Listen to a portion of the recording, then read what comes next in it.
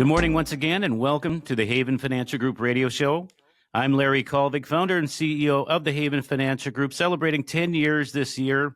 I don't know where those 10 years went, and we have also Kyle Thomas with us, certified financial planner on the Haven investment team, talking about inflation, how it affects retirees' budgets, Social Security, and a variety of other things today on the show. So great to be with you. If you have any questions, feel free to give us a call at 612-504-8400 or visit us online at havenfinancialgroup.com. I want to point out we have a new education center in our office. We're going to utilize it. We got some great classes coming up. We're going to have, because it was such high demand, we're going to have the local police department fraud prevention, because we had numerous people that couldn't attend because the classes were so full. I know my wife, who's the office manager, I think our CPA, Lance Larson, is going to do a big, beautiful bill class. So we really are big into education. You know that, Kim. And I think we also have something about wine, women, and business or investments, that a class. So a variety of these classes in the public sector and also in our office. We're really big on education with our current clients and any potential existing clients that may come our way. So that's where it really starts, is the education piece. Yeah, and to learn more about those educational group settings, it's havenfinancialgroup.com. Be sure you check it out, see where they are going to be in the area, or if they're going to be right there at the Educational Center at the Haven Financial Group headquarters. We're talking about inflation and how it impacts retirees. You know, Larry, I realize inflation is not really a sexy conversation, but boy, it affects everybody. It really, really does. And retirees need to be prepared for it. I don't know that a lot of people realize how much inflation can affect their Social Security. I think they probably in their minds think, well, I draw my Social Security and that's pretty well set. I'm in good shape there. But that's not necessarily the case. Not necessarily the case at all. I mean, October, this is the month they come out with the announcement of what the increase is going to be for Social Security, which isn't a guarantee. Sometimes people think it's a guarantee. We're going to get a boost every single year. And there have been years like 2010 and 2015 where there was not any increases. So the date is October 24th. They'll come out with the announcement. What I've been hearing is it's anywhere between 2 and 3%. We'll see. That will adjust the monthly income payments that people are receiving from Social Security. And Social Security is the number one income stream for retired Americans. It's why we teach Social Security in tax class. We just taught a couple of them just this week, and actually Hastings, and we have some more next week. So again, we encourage people to make educated decisions on when to turn on Social Security, why it is a big deal. Delaying, the bigger the check. Obviously, the longer you delay, the bigger the check. But for some people, that isn't the right decision. So if you're listening and you're questioning when you should take Social Security, why don't you come on and visit with us? We'll run a Social Security report for you, and we'll walk you through why it maybe makes sense or why it doesn't make sense. And if you're a married couple, why it should be a we decision, not a me decision. And I'll tell you this, 70% of Americans turn it on right away at age 62. That's a very high percentage. Only 1 to 2% wait till age 70. So that tells me there's a lack of education when it comes to making this very important decision. Kyle Thomas is with us as well. He's a certified financial planner with Haven Financial Group. Kyle, Larry just mentioned that those COLA increases aren't always guaranteed. So what is a retiree to do if you're depending on that increase and maybe it doesn't come about? Yeah, well, that's where it all comes back to our financial plan. Because from day one, when our clients meet with us, we put together that plan and we make sure that we're going to be set, for all these different road bumps.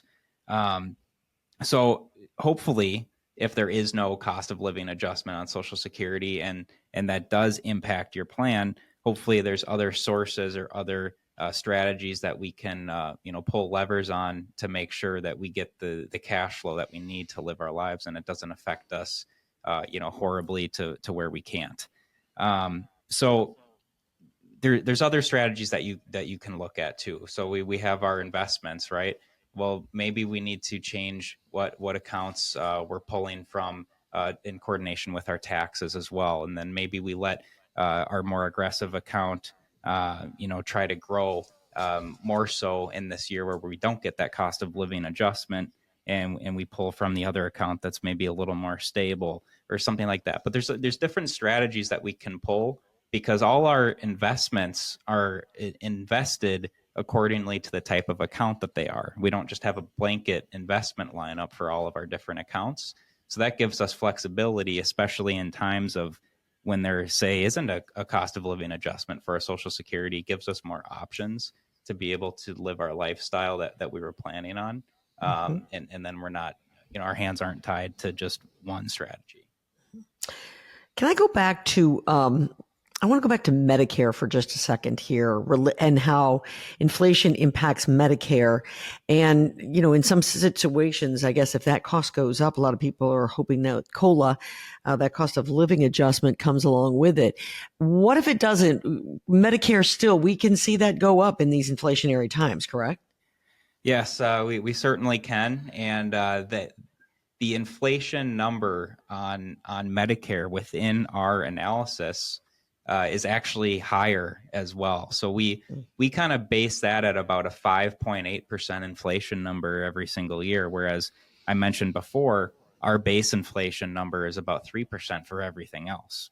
So we're already accounting for a higher medical expense inflation number, which it historically has always been that way. And then we do expect that these medical expenses are going to get higher over these next few years as well, with some of the tax changes and everything that we're going on. So it's important to make sure that you're accounting for that as well, on top of whatever that base inflation amount is, because historically that is always higher than the core inflation. Kim, it's worth mentioning, if I could add, just this past week, open enrollment just started for Medicare. There's a lot of major changes with a lot of the healthcare providers. So if you're listening and you have questions, or you're worried, and you maybe heard this through the pipeline that, they're not going to be covering these doctors or these prescription drugs, I will tell you, Glenn and Isabella, we have access to all the companies. We help a lot of people get scheduled with them. Have a partner in your corner in all of these retirement areas. I can tell you what, you don't pay anymore to have somebody work for you, to work backward from what company makes the most sense.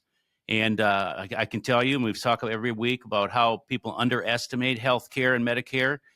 We factored into the overall planning process. So it is open enrollment. You don't want to miss an opportunity. And I can't stress enough the coordination of all of these retirement topics. It's also fourth quarter. We're looking at Roth conversions. But some of these things, there can be a real trickle down or a piggyback effect if you don't do it right. Just recently we had somebody in that a couple of years ago, their advisor said it was a great idea to do an IRA to Roth conversion, a big, large amount, only to find out that it affected his Medicare premiums because he made too much money, and it ended up costing him a lot of money by making the wrong decision. Taxes are relevant. So the coordination between Medicare, the insurance, the investments, the taxes, they're all interrelated, and they really should be working together. And so often they're working apart from each other rather than working together. So I can't stress enough the coordination of all these different retirement topics, not because it's so fun and exciting to talk about all this stuff, but it can really make a difference between you spending too much, spending too little, not paying any more in taxes than you have to. It's just so extremely important. And those working years, accumulation years are one thing, but retirement is a different season of life. And have a partner in your corner that you can go to. We're having these meetings fourth quarter discussing so we don't miss opportunities. I call them unforced errors or missed opportunities that can really benefit people. But you have to start with the conversation. And if you're not getting the attention or having the conversations, I'm guessing you're missing opportunities. So do you need a partner when it comes to putting together your retirement portfolio, not just during these inflationary times, but just because you need a partner to put this together. You heard Larry say a partner who coordinates all different facets of your retirement portfolio. Give the folks at Haven Financial Group a call, 612 504 8400. Tell them you heard us here on the radio. You'd like to set up an appointment, come in and talk about your portfolio. Maybe you have one and you need it tested or you need it looked over. Maybe you're you're approaching retirement. You don't have one yet. You need to put one together. Either way, they would love to chat with you at 612-504-8400. Up next, we're going to talk about constructing a portfolio in retirement and how that may change or have to be adapted during these high inflationary times. This is the Haven Financial Group Radio Show.